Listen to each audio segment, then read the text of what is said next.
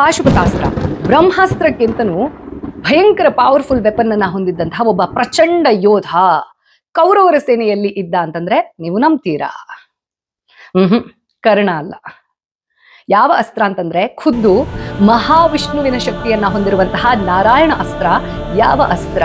ಅದರ ಮಧ್ಯದಲ್ಲಿ ಬರುವಂತಹ ಅದೆಷ್ಟೇ ಪವರ್ಫುಲ್ ಶಸ್ತ್ರ ಇದ್ರೂ ಕೂಡ ಅದರ ಶಕ್ತಿಯನ್ನ ಸಹ ಹೀರಿಕೊಂಡು ತಿರುಗು ಬಾಣವಾಗಿ ವೈರಿಯನ್ನ ಹಿಡಿದು ಹೊಡಿತಾ ಇತ್ತು, ಸರ್ವನಾಶ ಮಾಡ್ತಾ ಇತ್ತು. ಯಾರದು ಪ್ರಚಂಡ ಯೋಧ?